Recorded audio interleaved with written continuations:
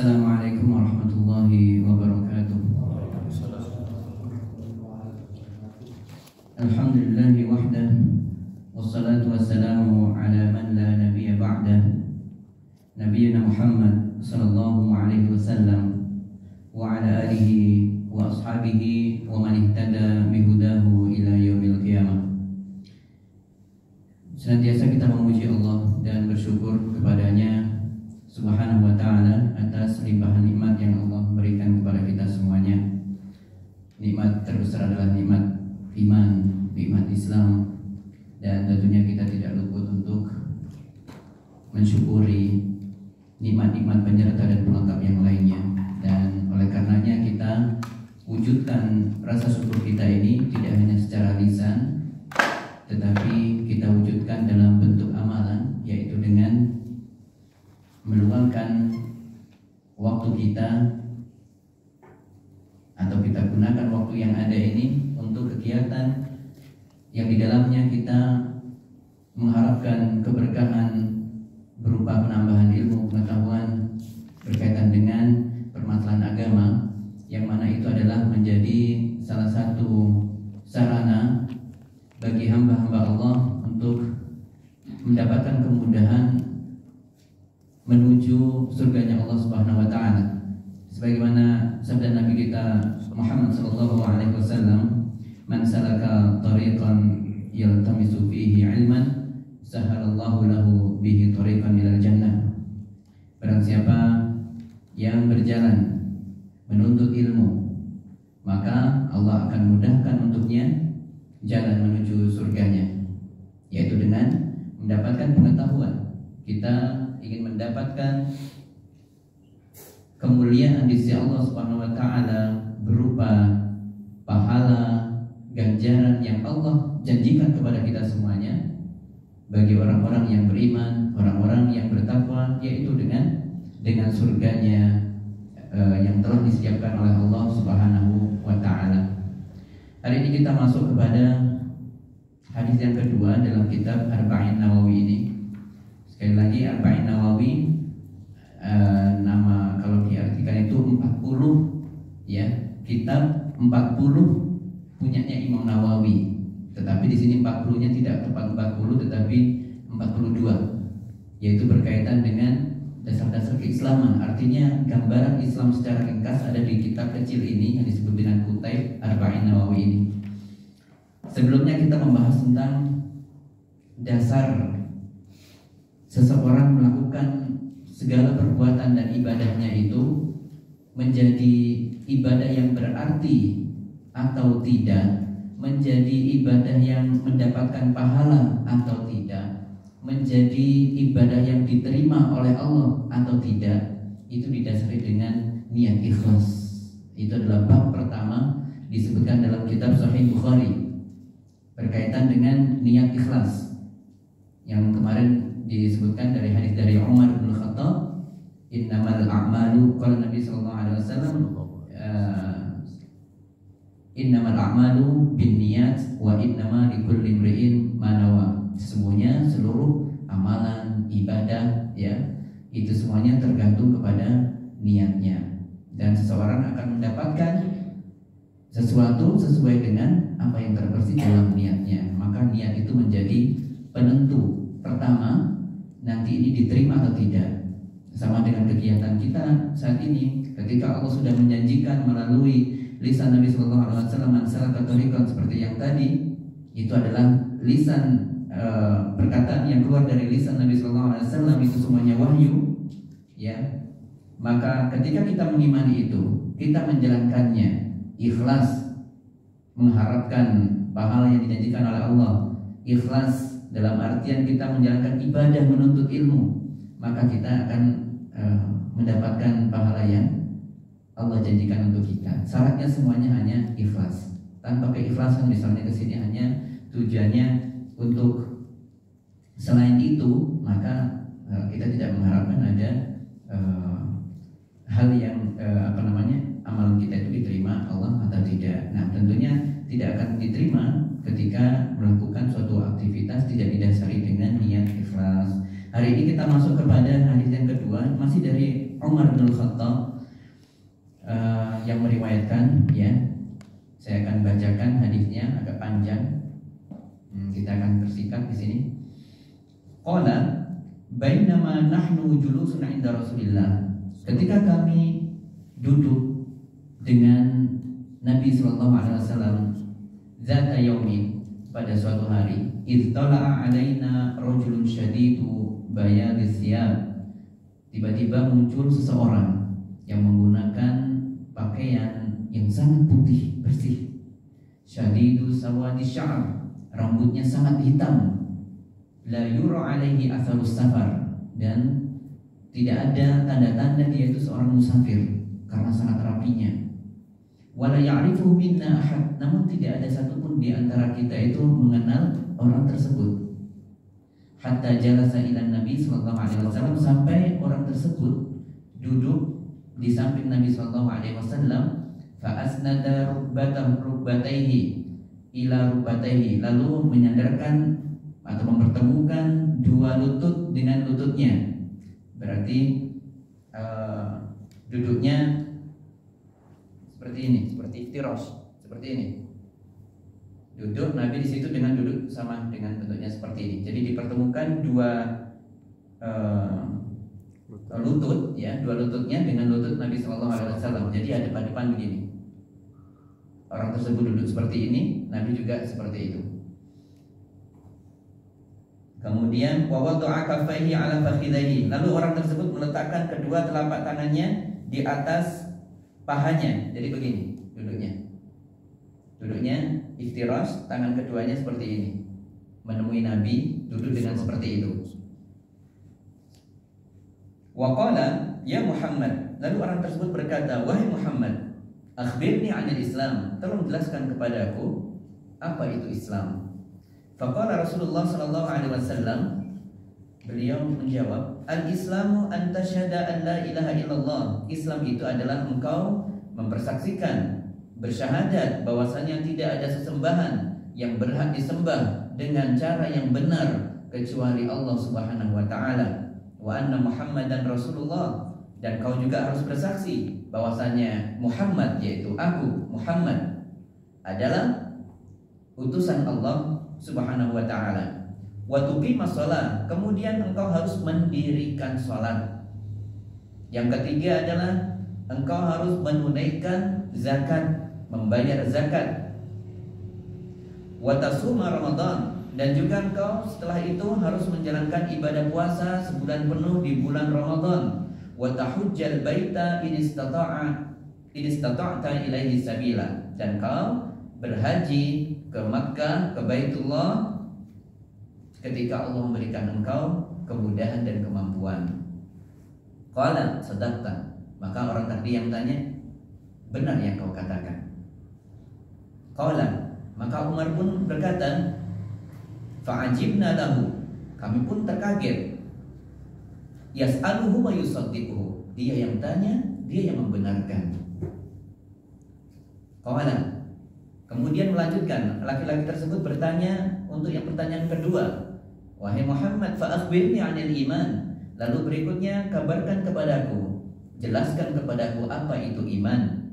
Qala, beliau sallallahu alaihi wasallam menjawab, antu'mina billah, kau harus mengimani Allah Subhanahu wa taala, wa malaikatihi, dan malaikat-malaikatnya, wa kutubihi, dan kitab-kitabnya, wa rusulihi, dan rasul-rasulnya, wal yaumil akhir, dan juga beriman kepada hari akhir, hari kiamat, wa tu'mina bil qadar khairihi wa syarrihi, dan kau harus mengimani bahwa ada takdir yang Allah sudah tetapkan untuk setiap makhluknya. Qala sadaqta, lalu orang tersebut memberikan respon, ya, engkau benar wahai Muhammad. Qala, kemudian bertanya lagi orang tersebut, wahai Muhammad, fa akhbirni 'anil ihsan, apa yang kau ketahui tentang ihsan itu? Maka Nabi sallallahu alaihi wasallam menjawab, qala an ta'budallaha ka'annaka tarah, hendaknya kau beribadah, mengibadahi Allah seolah-olah engkau melihatnya dengan nyata. Fa in lam takun tarahu, ketika kau tidak mampu menghadirkan itu, tidak bisa menghadirkan seolah-olah kau melihatnya, maka ketahuilah fa innahu yaraka, bahwasanya Allah senantiasa mengetahui, senantiasa melihatmu. Qala, kemudian langsung menunjukkan pertanyaan berikutnya yang keempat, fa akhbirni 'anis sa'ah. Lalu sekarang kabarkan kepadaku apa yang kau ketahui tentang hari kiamat. Maka Nabi sallallahu alaihi wasallam menjawab, mal mas'ulu anha bi'a'lama minas sa'il. Yang ditanya tidak lebih tahu daripada yang bertanya. Jadi sama-sama tidak tahu intinya ya. Penanya yang ditanya tidak tahu ya, yang penanyanya juga tidak tahu, sama-sama tidak tahu karena ini perkara gaib. Qala, kalau begitu kemudian orang tersebut bertanya kembali, fa akhbirni an amaratiha. Kalau begitu sampaikan kepadaku apa tanda-tanda kiamat. Maka Nabi sallallahu alaihi wasallam menjawab, qala antalidal amatu rabbataha. Ada seorang budak perempuan yang melahirkan tuannya. Wa antaral hufatal auratal 'alata ri'a asya'i yatatawaluna fil bunyan. Dan kau nanti akan melihat orang-orang itu bertelanjang, tidak mengenakan sandal alas kaki, betul-betul miskin, tidak memiliki apapun, tetapi mereka yatatawaluna fil bunyan, mereka berlomba-lomba meninggikan gedung-gedung tempat tinggalnya. Qala, kemudian Umar radhiyallahu anhu meneruskan, summa talaqa. Lalu orang tersebut setelah bertanya itu meninggalkan kami, pergi. Falabistu maliyah, maka aku pun menetap di situ. Saya tetap ada di majelis itu. Summa qala li, lalu Nabi sallallahu alaihi wasallam berkata atau bertanya kepadaku, ya Umar, wahai Umar, atadri manis sa'il? Tahukah kau, kenalkah kau dengan siapa yang tadi itu bertanya kepadaku? Maka Umar pun menjawab, qultu Allah wa rasuluhu a'lam. Hanya Allah dan Rasulnya yang lebih tahu tentang itu. Maka Nabi sallallahu alaihi wasallam mengabarkan, fa innahu Jibril atakum yu'allimukum dinakum. Sesungguhnya tadi itu malaikat Jibril yang datang sengaja ke hadapan kalian semuanya, ingin mengajarkan tentang agama Islam itu. Rawahu Muslim. Di sini adalah hadis yang agung, panjang ceritanya, intinya tentang Islam, iman, ihsan. Dan ini adalah Islam secara keseluruhan adalah di hadis ini. Makanya ada yang mengatakan kalau Al-Fatihah itu disebut dengan Ummul Kitab, induknya kitab, karena 7 ayat itu, surat-surat setelahnya Al-Baqarah sampai An-Nas itu berkaitan dengan penjelasan tentang apa yang ada di Al-Fatihah, disebut dengan Ummul Kitab, Al-Fatihah. Lah ini ada yang menyebutkan dengan istilah Ummul Hadis, induknya hadis. Seluruh agama Islam itu bermuaranya ke sini. Seluruh inti dasar-dasar agama Islam, semua perkara keislaman ada dibahas di sini. Ya. Maka ini adalah perkara yang agung, yaitu di sini menjelaskan tentang agama Islam secara keseluruhan. Kemudian juga menjelaskan ada 3 tingkatan. Orang Islam itu ada 3 tingkatan. Tingkat pertama adalah Islam itu sendiri. Ketika ditanya pertama man Islam, maka itu tingkat atau golongan orang-orang yang pertama.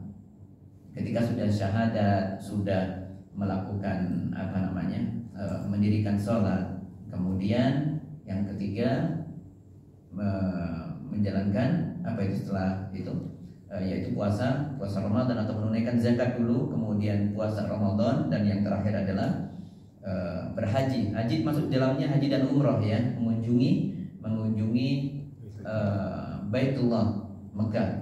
Dan ini syariat seluruh para nabi adalah haji ya. Jadi haji itu tidak hanya di zamannya Nabi Muhammad SAW. Zaman Nabi Ibrahim juga sudah seperti itu. Nabi Ibrahim alaihissalam setelah mendirikan Ka'bah tersebut diperintahkan oleh Allah, wa'adzin fin nasi bil haji ya'tuka rijalan. Serukan kepada para manusia agar semuanya untuk haji ke sini, ke Baitullah sini. Mereka pun nanti akan datang dengan jalan kaki. Wa ala kulli dhamirin ya'tina min kulli fajjin 'amiq. Lalu nanti ada juga orang-orang yang datang dengan kendaraannya, dengan untanya yang kurus-kurus karena perjalanan jauh, datang ke sini untuk menjalankan ibadah haji. Gimana saya? Tidak bisa, tidak ada orang di sini, masih jarang duduknya di sini. Allah perintahnya anzin finnas, sampaikan, serukan saja pokoknya. Jangan banyak tanya, serukan saja. Ajak yang ada di situ, nanti aku yang mengurusi semuanya. Ya, jadi apa yang Allah perintahkan ikuti saja. Intinya seperti itu. Serukan dengan keras di Ka'bah itu. Orang-orang yang ada di situ. Adapun nanti orang-orang yang aku janjikan akan datang ke sini, itu urusanku nanti semuanya. Nah, jadi perintah itu sudah ada di zaman Ibrahim alaihissalatu wassalam. Nah, ada beberapa hal yang kita bisa ambil di sini ya. Pertama adalah Islam dan iman. Itu kalau dalam kata yang dalam hadis ini ada dua pembedaan Islam dan iman, maka ada dua derajat yang berbeda. Islam tingkatannya yang paling di nomor satunya ya. Untuk tingkatan yang lebih atasnya lagi adalah iman. Jadi orang iman ya itu pasti Islam, tapi orang Islam belum tentu memiliki keimanan yang tinggi ya, memiliki keimanan seperti itu.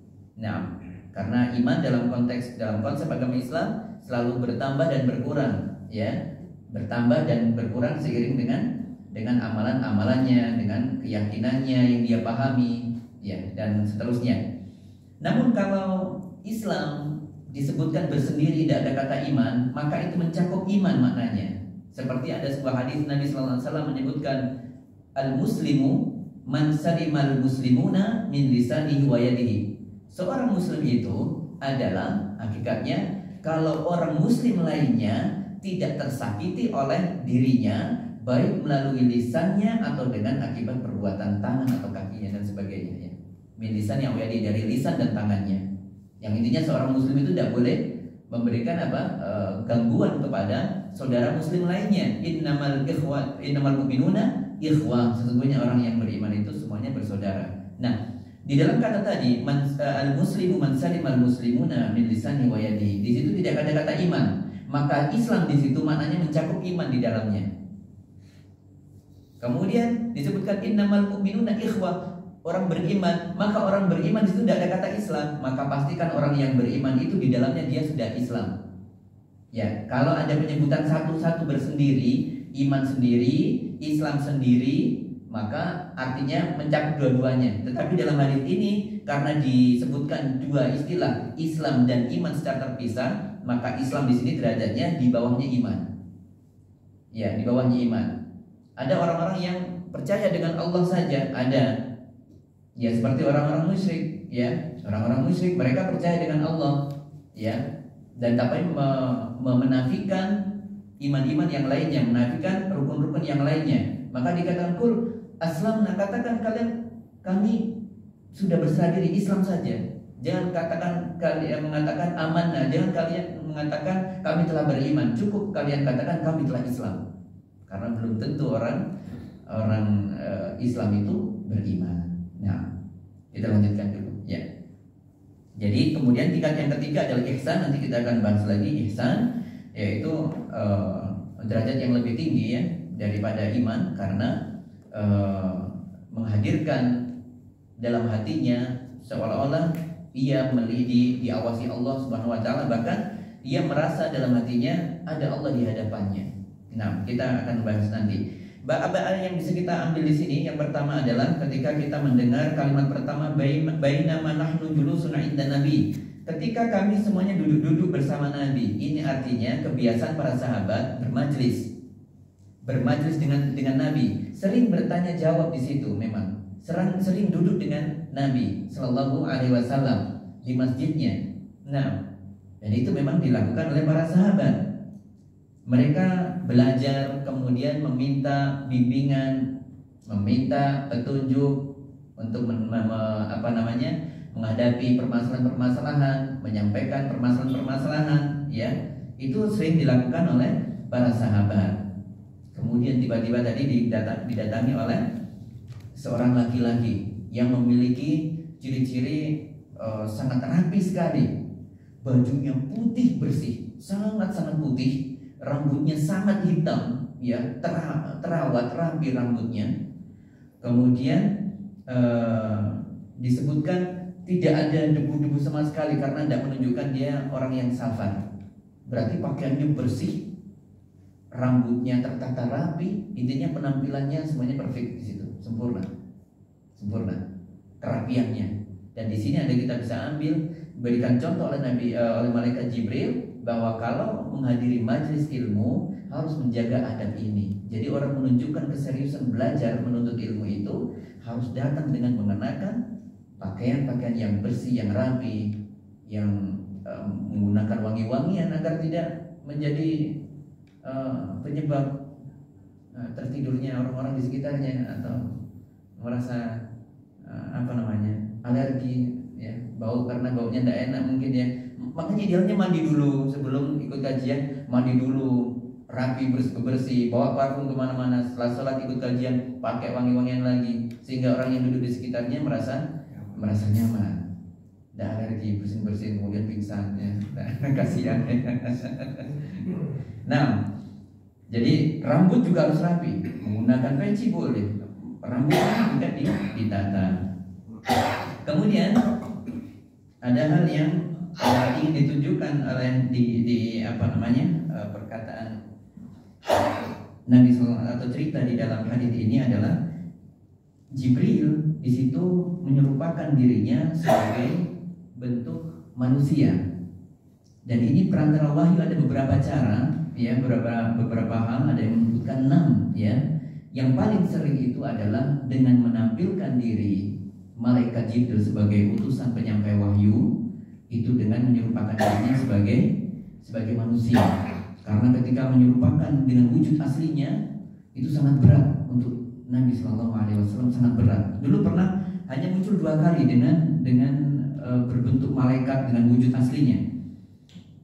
Ya, pertama adalah ketika dalam keadaan sedih Nabi SAW karena begitu sering diintimidasi oleh kaum musyrikin, ya, termasuk Abu Jahal dan teman-temannya, orang-orang musyrik Quraisy, mendapatkan siksaan, ya, sampai dilempar kotoran di rumahnya, sering dilempari kotoran, ya, dengan berbagai bentuk penyiksaan juga dilakukan, dilempari batu. Nah, karena sedihnya itu, suatu hari Jibril pun datang di kota Mekah saat itu.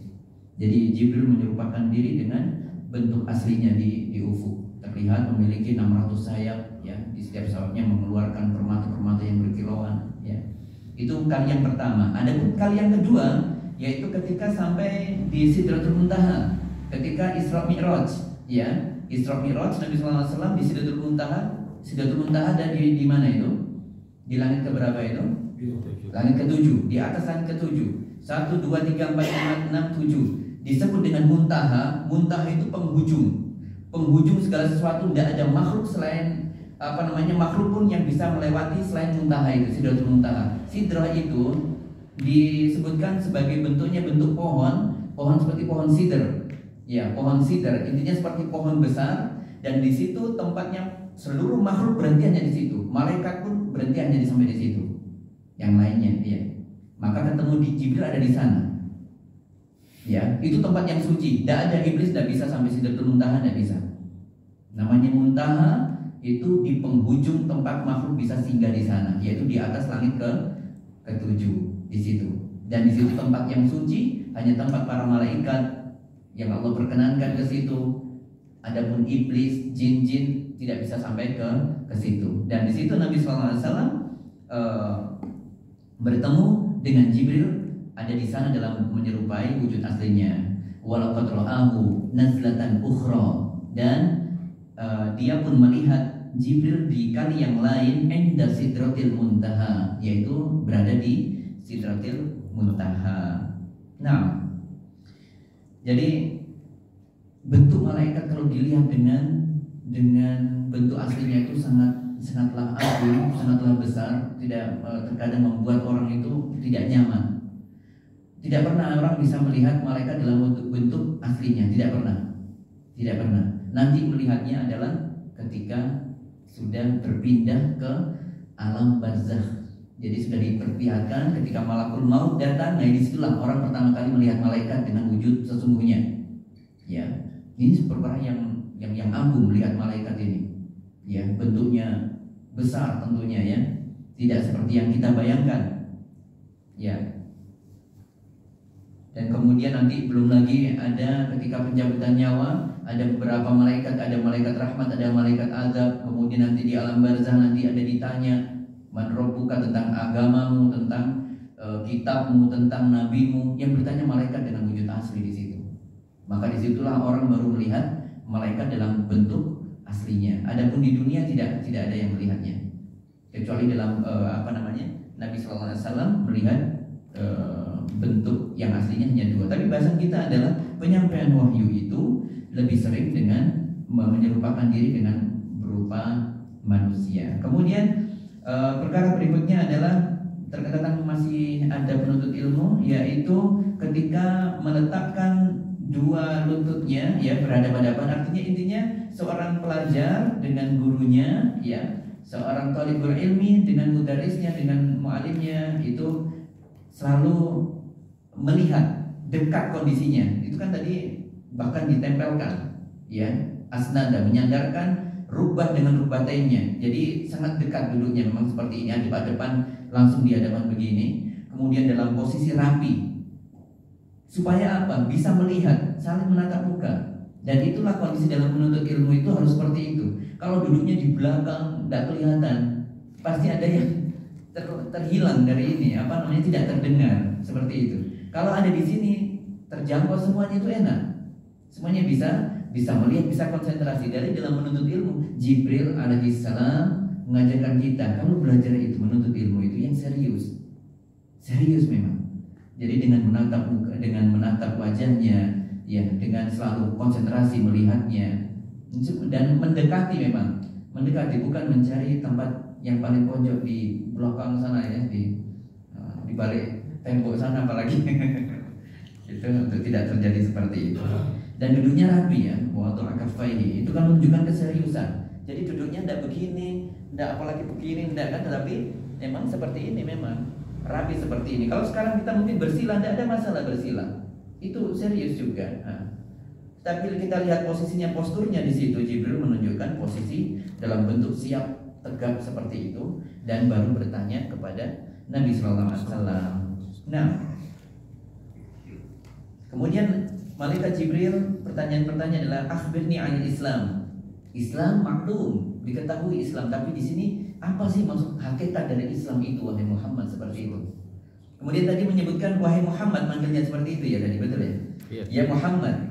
Ini tidak ada orang pun yang memanggil Nabi Muhammad SAW dengan panggilan seperti itu kecuali orang Badui.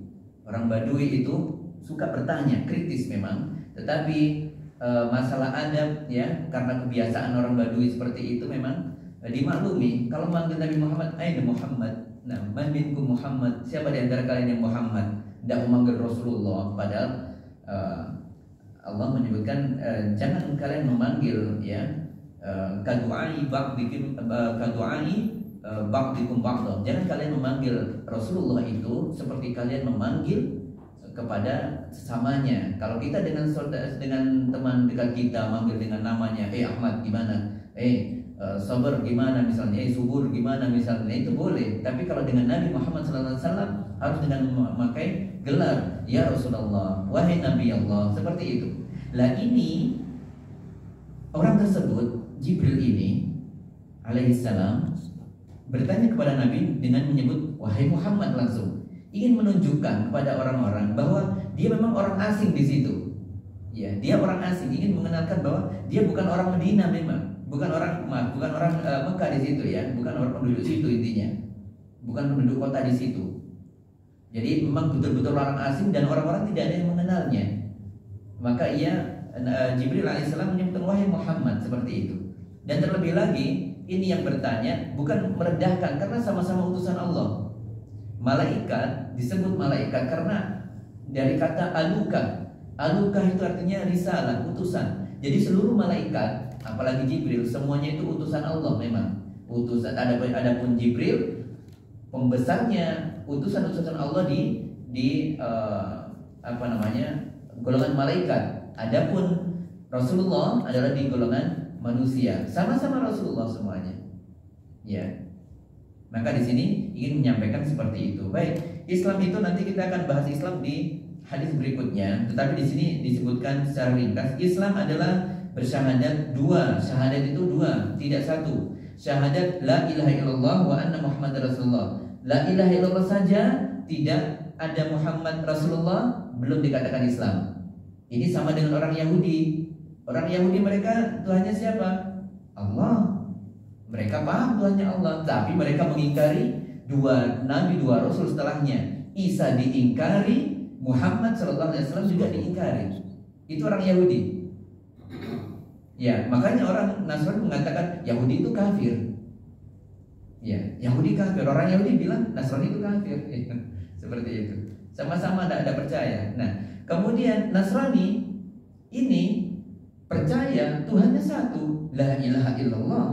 Tetapi Muhammad Rasulullah tidak dihiraukan, diabaikan oleh mereka karena mereka tidak mengakui keberadaan Muhammad Sallallahu Alaihi Wasallam. Jadi memang harus satu paket ini syahadatain. Ada beberapa golongan Syiah juga seperti itu. Ya, orang Syiah juga ada yang mengatakan seperti itu. Jadi tidak percaya dengan ini. Nah, tadi bahasan kita adalah syahadat itu mencakup dua, Allah dan Rasulnya sebagai utusannya. Adapun percaya dengan Allah di situ tentunya bahwasanya Allah itu bukan, tidak boleh kita mengatakan tidak ada Tuhan selain Allah saja, berhenti, tidak bisa. Itu masih ada cacatnya di situ. Berarti masih ada sesembahan yang lain kalau begitu, ya. Tidak ada pencipta selain Allah. Berarti masih ada yang lainnya selain Allah, begitu. Maka itu tidak sempurna. Tidak ada Tuhan yang disembah saja, tidak dengan cara yang benar, tidak boleh, masih ada caranya, harus disembah dengan benar. Maka lebih tepatnya kita mengartikan la ilaha illallah adalah tidak ada sesembahan yang berhak disembah dengan cara yang benar kecuali Allah Subhanahu wa taala. Tidak bisa kita katakan tidak ada Tuhan saja. Tidak ada Tuhan selain Allah, tidak bisa. Ya, tidak bisa. Belum mencukupi. Maka di sini konsekuensinya kita harus mengimani bahwasanya hanya Allah yang menciptakan semuanya ini dengan sendiri. Ya. Dan hanya kepada Allah satu-satunya kita harus meminta pertolongan kepadanya, mengharapkan sesuatu kepadanya, kebaikan. Itu hanya kepada Allah semata, sebagaimana Allah mengatur alam semesta ini dengan sendirinya. Allah menciptakan Adam, anak keturunannya, jin, para malaikat dengan sendirinya, ya, mengatur pergerakan angin dan udara. Hujan di mana-mana diatur dengan sedemikian rupa. Allah semuanya yang mengendalikan itu. Ya, dengan memberikan perintah kepada para malaikatnya. Semuanya tidak akan terjadi tanpa Allah Subhanahu wa taala. Maka dengan keesaan itu konsekuensinya kita harus menyembahnya kepada Allah semata, dan kita harus mengimani asma dan sifatnya. Apa yang Allah sifatkan kepada dirinya, ya, dengan asma dan husnanya, kita harus mengimani semuanya itu dengan benar. Tidak boleh mengarang-arang, kasih nama-nama sesuatu yang lain yang ada, yang tidak ada di situ, tidak boleh, ya. Baik, kita masuk ke berikutnya adalah wa tuqimas shalah, yaitu engkau mendirikan salat. Mendirikan salat, ya, dengan menjalankan rukun-rukunnya. Wa tutiyaz zakat, kemudian menunaikan atau membayar zakat bagi orang yang memiliki nisabnya, hartanya sudah mencukupi dan kemudian sampai masa haul, ya, itu harus memberikan kepada orang fakir dan orang-orang yang berhak tentunya. Wa tasuma Ramadan, kemudian puasa Ramadan 1 bulan penuh. Nanti kita akan bahas di hadis berikutnya. Wa tahujjal baiti in istata'ta ilaihi sabila, dan kau harus disyariatkan untuk berhaji ke Baitullah jika Allah berikan kau kemudahan, kelapangan rezeki, kesehatan dan sebagainya. Tapi intinya rukun Islam ini belum mencerminkan Islam seluruhnya. Ini pondasi Islam saja. Dan orang Islam harus ada di 5 ini. Terlebih lagi yang satu, syahadatain, kalau tidak terpenuhi syahadatain secara dalam hati dan lisan dan amalan, itu belum dikatakan berislam. Ya, sama dengan siapa itu? Pamannya Nabi itu siapa? Betul. Abu Thalib yang meninggal dalam keadaan musyrik, ya. Itu pernah beliau pernah mengatakan memang bahwasanya ana alim tuh saya memahami, saya yakin betul agama yang dibawa Muhammad itu adalah agama yang benar, tidak ada agama yang benar kecuali agamanya Muhammad. Tetapi aku kalah dengan hasutan dari kawan-kawanku ini. Kemudian hingga terbukti ketika dalam keadaan sakit yang mengantarkannya kepada kematiannya, Nabi SAW mengatakan di sebelahnya, "Qul ya am," katakan wahai pamanku, "Qul la ilaha illallah," katakan la ilaha illallah, nanti aku akan mempersaksikan astashhidu bihi indallah. Ya, saya akan bersaksi dengan itu di hadapan Allah. Ingin mencarikan hujah, ingin menyelamatkan engkau di hadapan Allah. Tapi apa yang terjadi? Abu Jahal di sekitarnya membisiki sesuatu tentunya. Apakah kau akan meninggalkan atadruku dina Abu Thalib? Kau akan meninggalkan agamanya Abi Thalib, nenek moyang kita? Apakah kau akan meninggalkan agama kita wahai Abu Thalib? Seperti itu. Nenek moyangnya, maksudnya agama nenek moyangnya. Akhirnya kemudian apa? Tidak terucap kata la ilaha illallah, dan pamannya Nabi menjadi orang yang masuk di ahli neraka. Karena apa? Dia iman dalam hatinya, tapi tidak mengucapkan secara lisan la ilaha illallah Muhammadur Rasulullah, tidak diucapkan. Tadi kan beliau punya semacam syiir baik. Nah, saya mengetahui tadi seperti yang saya katakan itu ya, terjemahannya kurang lebihnya seperti itu. Saya yakin agama yang dibawa oleh Muhammad ini adalah agama yang benar, tidak ada keraguan di dalamnya. Namun aku tidak enak dengan orang-orang di sekitarku. Terjemahan bahasa seperti itu. Dia punya keyakinan, tetapi di akhir kehidupannya apa yang terjadi? Tidak mau mengucapkan itu karena bujuk rayu dari Abu Jahal. Nah, maka karena apa? Tidak terucap. Maka orang Islam itu harus ada keimanan, harus diucapkan secara lisan. Tidak bisa hanya ada di dalam hati. Oh ya, saya beriman dengan Allah. Tidak bisa. Saya percaya Muhammad Rasulullah. Di hati saja tidak bisa. Oleh karenanya orang Islam bersyahadat berapa kali sehari minimal? 9 kali kita lakukan minimal. Subuh 2 kali, sekali subuh, zuhur 2 kali, asar 2 kali, maghrib 2 kali, isya 2 kali di tasyahud kita. Ya, setiap tasyahud membaca itu kan? Asyhadu an la ilaha illallah wa asyhadu anna Muhammadan abduhu wa rasuluh, atau asyhadu anna Muhammadan rasulullah. Nah, dan itu kita ucapkan setiap ini. Ya, orang Islam selalu mengucapkannya. Baik. Itu adalah berkaitan dengan rukun dari rukun Islamnya. Kemudian ada menunaikan zakat, puasa Ramadan di bulan 1 bulan penuh ya. Faman syahida minkum syahra falyasum. Kalau kau melihat hilal sudah lakukan puasa sebulan penuh. Kemudian jangan lupakan yang terakhir adalah kau harus haji ya, atau umroh. Intinya haji dan umroh itu termasuk syariat dari agama Islam. Ini kita akan bahas ini lebih lanjut di hadis berikutnya, hadis yang ketiga tentang rukun Islam lebih dalam di situ insyaallah. Baik. Berikutnya adalah tentang iman. Apa itu iman? Disebutkan rukun yang pertama adalah al-imanu billah. Maka iman kepada Allah itu adalah iman bahwasanya Allah yang mengatur, yang menciptakan seluruh alam semesta ini. Yang tidak ada sesuatu kecuali adalah atas kehendak Allah, atas pengaturan Allah. Semuanya yang menciptakan juga Allah. Kemudian kita harus mengesahkan Allah dalam peribadatan. Yang kedua, mengesahkan Allah dalam peribadatan. Dan boleh kita meminta-minta kepada pohon, kepada tempat-tempat keramat. Kemudian kita menyajikan kurban. Kurban itu apa artinya? Kurban itu bukan kurban seperti mana Indonesia. Kurban itu bahasa Arab dari kata taqarrub, mendekatkan diri. Kurban itu artinya itu dasarnya. Maka ada sebuah hadis, inna dakhala rajulun al-jannata fi dzubabin wa dakhala an-nar rajulun fi dzubabin. Ada orang yang masuk surga itu karena seekor lalat, dan masuk neraka karena seekor lalat. Karena ada orang mau lewat suatu tempat, ia menghadangnya, kamu tidak boleh masuk sini kecuali kamu memberikan persembahan kepada berhalaku ini. silakan apa, bunuh apa begitu, yang penting serahkan darahnya untuk ini. Kau bunuh benda itu, makhluk itu untuk berhala ini. Lalu orang pertama tidak punya apa-apa, katakan cari aja lalat begitu. Maka lalat pun dibunuh dan ia pun bisa lewat itu, tetapi dia mendapatkan nerakanya. Adapun orang yang kedua mau melewati tempat tersebut, saya tidak mau melakukan itu. Ya, karena dia memiliki tauhid, ya, tidak mau memberikan pengorbanan apapun kepada selain Allah. Maka orang pun dibunuh oleh orang tadi, ya, penjaga tempat tadi dibunuh dan dia pun meninggal dalam keadaan masuk surga. Nah, kurban itu adalah pendekatan diri, menyembelih binatang dalam rangka apa? Mendekatkan diri kepada Allah Subhanahu wa taala. Maka tidak boleh memberikan sesembahan itu kepada siapapun kecuali selain Allah. Beribadah, beristighosah, meminta pertolongan hanya kepada Allah. Tidak boleh kepada nisan, kepada kuburan, tidak boleh.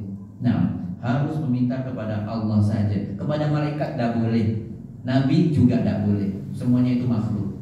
Yang berhak disembah hanya Allah. Wa tauhidul asma wa sifat, yaitu mengesahkan Allah dalam asma wa sifat, artinya kita mengimani seluruh nama-nama yang Allah sudah sebutkan di dalam teks-teks Al-Quran, ya, itu kita imani semuanya itu benar dan kita tidak boleh melakukan perubahan makna di dalamnya. Kemudian rukun kedua adalah al-imanu bi malaikatihi, iman kepada malaikat, yaitu dengan malaikat itu adalah memang ciptaan Allah yang tercipta dari cahaya. Khuliqatil malaikatu min nur, ya, malaikat itu diciptakan oleh Allah dari cahaya. Jadi bahan dasarnya adalah dari cahaya. Dan semuanya malaikat itu adalah utusan Allah Subhanahu wa taala. Kita harus mengimani seluruh malaikat yang ada, yang Allah sudah sebutkan. Misalnya Jibril, yaitu sebagai bertugas untuk apa? Berkaitan dengan permasalahan wahyu. Kemudian malaikat siapa itu? Mikail, urusannya dengan apa Mikail itu? Mikail? Rezeki, hujan, ya hujan. Kemudian urusan tumbuh-tumbuhan. Israfil yang meniup sangkakala, yang malakul maut yang mencabut nyawa. Jibril, tidak boleh orang mengingkari ini.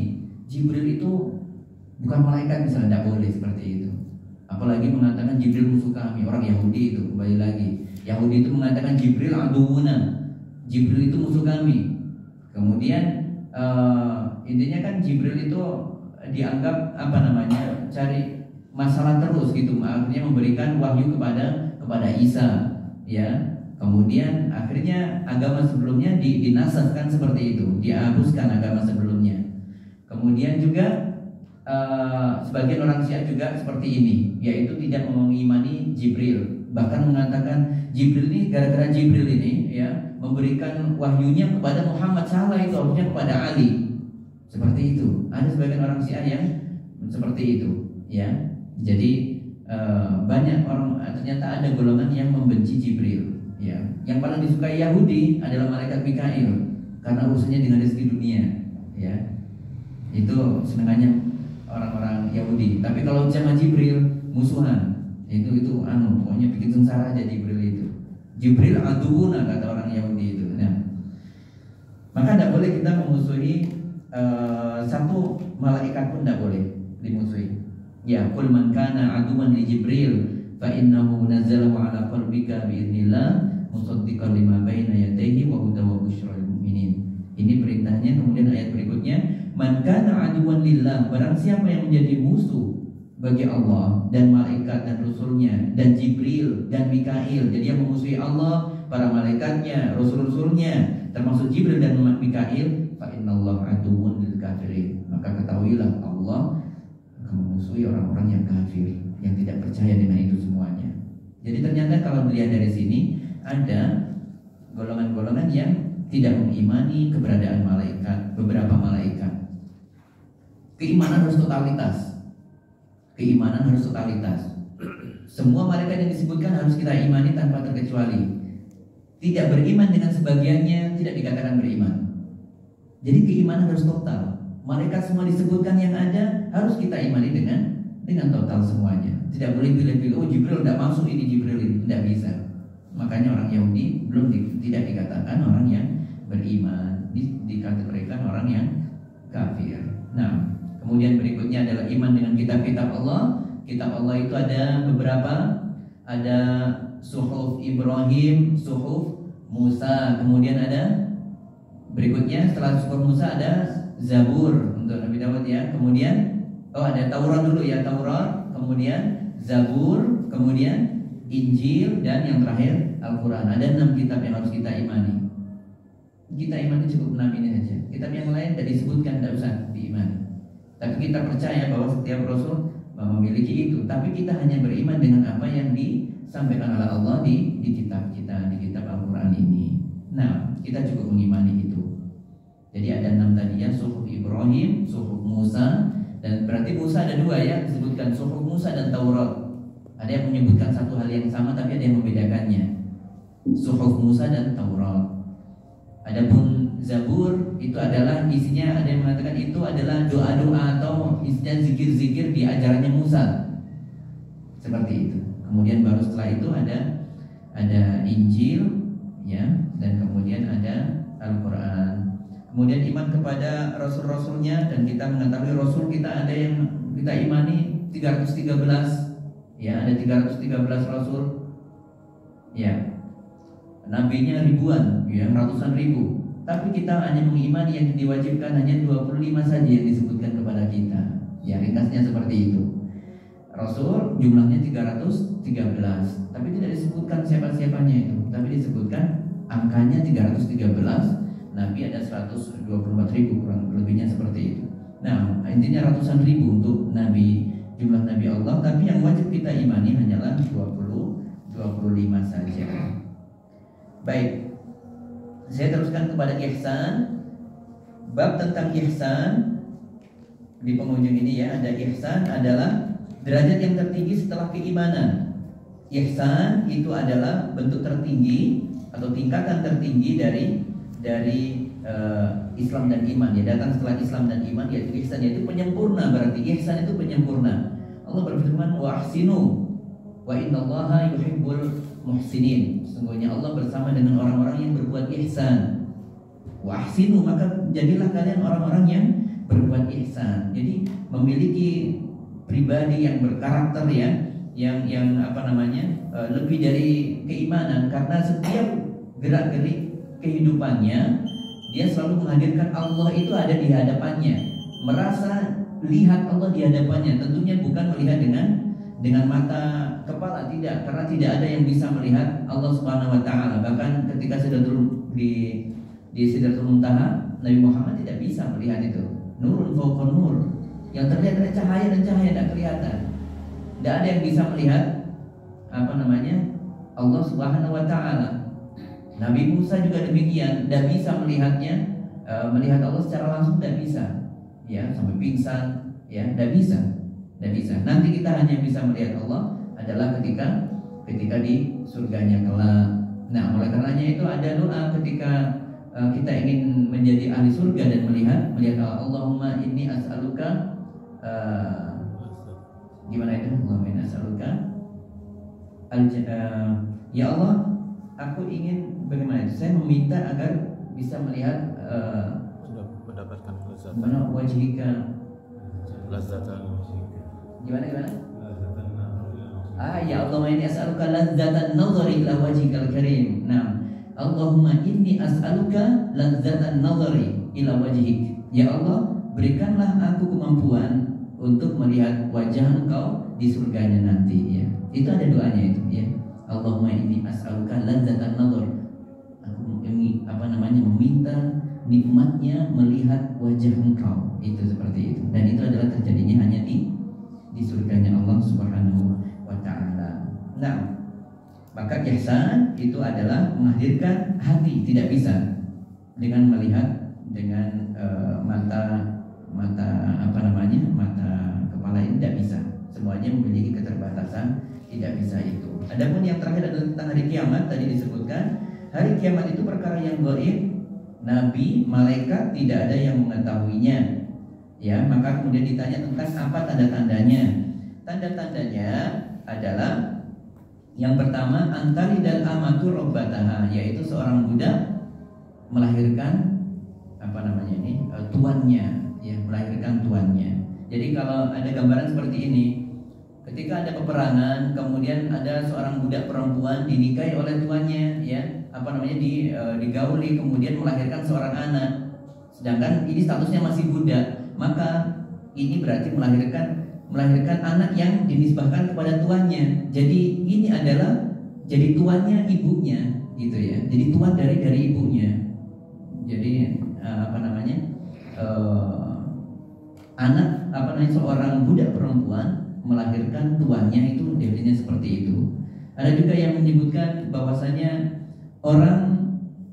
seorang budak itu karena dalam kondisi genting, kondisi peperangan, ya, kemudian dijual belikan sampai seorang anak itu tidak tahu kalau itu adalah ibunya, kemudian dia akhirnya menggauli ibunya sendiri, padahal dia budak yang diperjualbelikan, ya. Jadi ada seorang yang merdeka yang menjadi tuannya itu menjual budaknya ini ke orang lain, dan ketika sudah bertambah usia ia pun tidak menyadari, ya, suatu hari dia membeli budak, ternyata itu ibunya sendiri. Jadi budaknya itu ibunya sendiri dan akhirnya digauli. Dan ini adalah hal yang menjadi ciri-ciri hari kiamat. Nah, kemudian ciri yang kedua adalah ada orang-orang yang miskin yang tidak menggunakan antara al-kufata al-murata, tidak memakai alas kaki, kemudian telanjang, kemudian mereka mengembala, dan mereka pun berusaha untuk berlomba-lomba mendirikan bangunan-bangunan yang tinggi. Ada yang menyebutkan ada seperti di belahan Saudi, di belahan Arab sana itu dulu tempatnya gersang, ya, kemudian saat ini sudah mulai banyak bangunan-bangunan yang tinggi. Padahal dulu berapa tahun yang lalu tidak seperti itu. Dulu itu negara yang miskin sekali, ya, isinya para penggembala saja, itu orang-orang miskin. Nah, kemudian saat ini mereka berlomba-lomba untuk itu.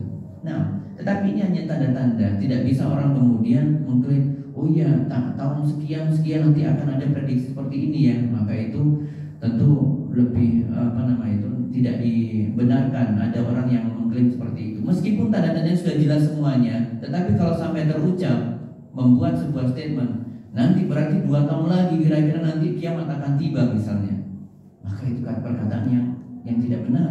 Itu lebih dukun daripada dukun, karena meramal sesuatu yang ia tidak memiliki kapasitas di dalamnya, dan tidak boleh meramal seperti itu, ya. Kita hanya ditunjukkan dengan tanda-tandanya saja. Baik, saya rasa demikian dulu. Jadi ada 4 hal di sini yang kita pelajari. Yang pertama adalah Islam, iman, ihsan, dan tentang tanda-tanda hari kiamat. Memang hadisnya panjang, bahasanya juga bisa panjang lebar di sini. Karena waktu yang terbatas, kita harus membahas ringkas-ringkas dulu, karena memang target kita adalah menyelesaikan setiap satu pertemuan satu hadis. Jadi kita usahakan satu pertemuan satu hadis saja. Jadi hari ini satu hadis, kemarin hadisnya Umar, sekarang hadisnya Umar, ya besok kita satu hadis lagi, tapi kita bahas dengan ringkas. Tidak bisa kita bahas tauhid dengan berbagai rinciannya, uluhiyah, rububiyah, dan ininya tidak bisa dengan waktu yang sangat singkat ini. Maka kita gambarkan dengan gambaran ringkasnya saja. Wallahu a'lam bishawab. Mungkin ini yang bisa kita bahas hari ini. Mungkin ada pertanyaan mungkin? Tidak ada? Ya. Nah,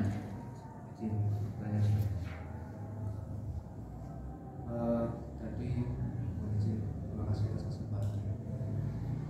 Ini disebutkan kalau memang syarat untuk menjadi muslim 2 kalimat syahadat. Jadi satu kalimat Allah, satu kalimat Rasulullah, dan setelah mengucapkan 2 kalimat syahadat, otomatis dia sudah menjadi muslim. Dan tadi juga disebutkan kalau sesama muslim itu, sesama mukmin itu bersaudara, Ustaz. Innamal mu'minuna ikhwah. Nah, sejauh mana kita bisa membumikan makna bersaudara? Karena kita juga tahu di masyarakat itu yang muslim banyak gitu, tetapi mungkin secara pemahaman keilmuan atau secara praktek keislaman belum banyak dilakukan.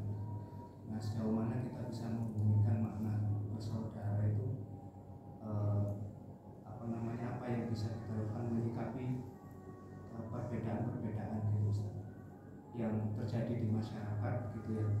tapi mereka tetap saudara kita karena sudah membaca syahadat.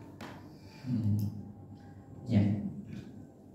Ya, pertanyaan yang bagus sekali. Bagaimana kita bisa lebih mensyiarkan nilai-nilai keimanan ya seperti itu ya.